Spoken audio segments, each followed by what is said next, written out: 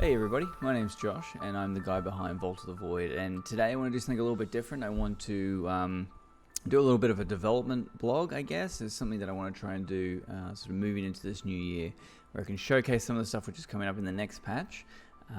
This is partly due to the fact that this patch has taken a little bit longer to put together. I think it's been about 2 weeks now, but I'm really excited for some of the changes.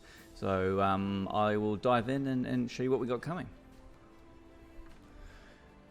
So one of the things with Vault that I thought I'd be doing right about now is probably adding more encounters, adding more classes. So we've got that fourth class that was coming along, cards and stuff like that. But one of the things that people have been saying a lot is that Vault actually currently has a lot of content already in it. It's just a matter of trying to digest that content that's already there.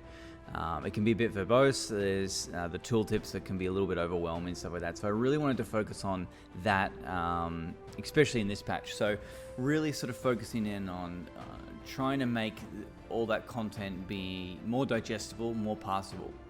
And that really starts with the tooltips.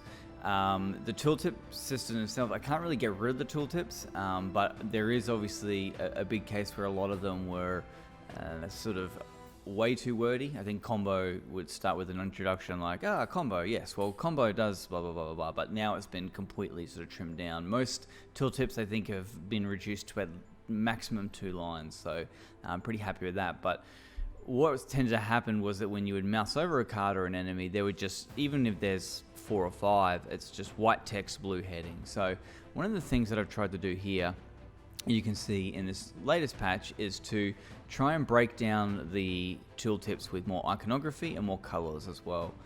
We also have this in the compendium. I have this black sort of overlay which kind of drops in behind to kind of make it a bit more readable as well. So right here we can see vulnerable. He has the icon and it has the smaller icon next to it as well, so it's instantly a little bit more readable. If I mouse over this one here, you can see that bleed, and it's got the other keywords that are important also highlighted there as well. If you come across something like juggle, which has a lot more things, you can start to pass this a little bit more easier. Volatile, discard, balanced, and each of those have their little icon assigned to them, and it just feels like this is going to be kind of a lot easier for players to sort of read at a glance and just look at and pick up on the iconography. I don't know if it's necessarily perfect yet, but it's certainly a step in the right direction, I think. One of the other things whilst we're in here is I'll jump over to spells. Spells were something which certainly needed some work, in the sense that often the players starting spell synergize quite well with their class, and so what I sort of had to do was try and make it so that other spells that you pick up at the spell child or from the bosses and other sources, make them compete for that slot. There has been some tests with multiple spell slots as well, so that may be something coming down the line. But at least to start with, the whole entire spell system kind of needed to be retweaked and balanced a little bit with that in mind. So the card council sat down and we went through all these spells. There's been a bunch of new ones added, a bunch of very cool ones as well. So one of the things the Swamp Mistress will now do is offer you a spell based upon one of the totems, so you get to choose which one. There will be more content like that coming in the future, but also a lot have been removed, like the Leber's Bread and more around sort of utility stuff.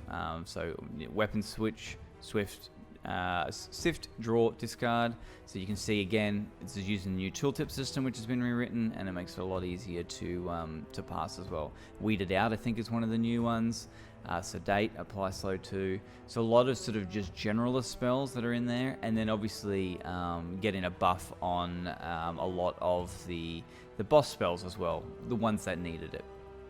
Specifically the Swamp Mistresses ones, as I said, with the different totems. So that if you take the Shield Wall one, delay block 20, or Spirit Ward block 15, and then the Power Ward, delay rage 50%. Delay rage being a sort of new concept, which means rage next turn, and then overcharge too. So there's a bunch of stuff in there that'll all be in the patch notes, but I thought that was interesting to share. So whilst the patch has got a bunch of stuff in it, this is probably one of the last things I want to showcase. This is one of the things that took the longest amount of time, but I think it was probably one of the most beneficial, and that's finally addressing the monsters and making sure that their intent is easy to pass and readable, all this sorts of stuff.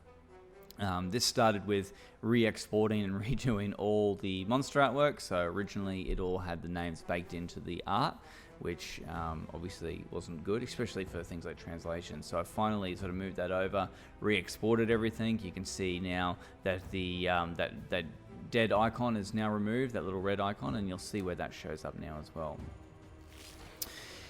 One of the things that I wanted to do is with the intent system is to make it easy to see what they're going to do without having to mouse over. Quite often when I'm watching streamers or other people play, whether it be through in the Discord or on YouTube, quite often they just will completely ignore the intent or not mouse over the intent or not realize what's going on. And so now what I've done is created, with the help of DeBoer from the Card Council, some of you who are in the Discord will know him, he helped by sort of adapting this short form intent. So now we can see that if they're going to attack, it'll say it's going to inflict 3 damage. You can mouse over and get more information about the ability, so it attacks the number of time equal to its frenzy. Same here, we got Essence of Protection, Fortitude 2 to all. The actual long form of that is all enemies gain Fortitude 2, and then it's obviously got the Fortitude tooltip there as well. So you can now at a glance pick up exactly what's going to happen, and you can also see this little icon underneath will sort of show the intent as well, whether it be an attack, a buff, a debuff, or whatever that may be. So I think that's a good step in the right direction. But more so, one of the other things I did is, we'll see if we can get vulnerable. You'll see some of the some little changes to the battle damage text as well.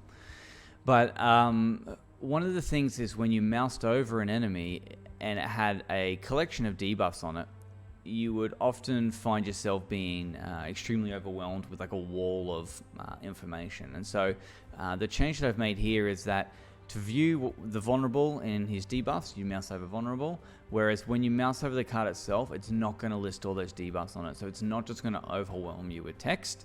You'll be able to see these and mouse over and find more information down below. This will become more apparent when we have a look at one of the creatures with passive, so with the passive ability. So I'll jump in and do that now. Okay, so here we have the Greenhouse of Corruption encounter.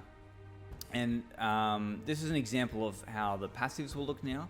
So originally it used to be a little bit of orange text underneath the title. It was missed, I'd say 90% of the time. Quite often I'd see people be like, oh, what happened there? And so I'd have to try and figure it out either through the combat log or trying to figure out what's going on. And it usually took a while to pick up on it.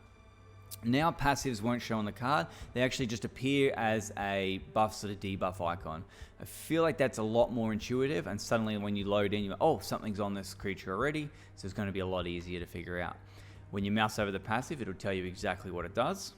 Again, with those keywords sort of highlighted as well to make it pretty easy to pass, and it still contains still continues with that orange coloring. But also when you mouse over the creature as well, it'll always list its passive. So that is the exception to the debuff buff rule sort of that appears underneath it. So for example, if I apply vulnerable to the creature, when you mouse over the creature, you'll get the passive, what he's about to do, which is strangle. And then obviously because strangle applies stun, we've got the stun tooltip there as well. But you still will only get vulnerable when you mouse over the debuff itself, or Carnivorous, you can mouse over that debuff as well. So that keeps things a little bit cleaner. It reduces the amount of tooltips that you're going to appear on a creature itself. And because the tooltips have become bigger to be more readable, I think this is a better change overall. So that'll pretty much do it. Hopefully I'll be getting this up to the beta branch tomorrow, late tomorrow. I've got a little bit more internal testing to make sure everything is smooth, and then push it up there, and then hopefully to the live branch, probably around the weekend, maybe the tail end of the weekend, just depending on how smooth things go. But yeah, hopefully you like the changes, let me know, and these videos as well, let me know if you want to see more of these. It gives me a chance to sit down and talk. I find it easier to talk than to type on the Steam forums as well, so it's a good chance to just sit down and let you know sort of where I'm heading and what direction I got going. As of next, we're going to be sort of implementing more cards to help support those sort of hybrid builds. So not just bleed, not just blade, but sort of somewhere in between. And also sort of upping the fun factor on cards as well. Whereas Vault has a lot of, I guess mundane might be the word, but it's sort of its balance point is sort of pretty well established, and now I sort of want to up the ante with cards like My House, My Rules, similar sort of vein, where they sort of break the rules and create some pretty interesting stuff going on as well. So yeah, other than that, I'll leave you to it, and hope you enjoyed. Thanks.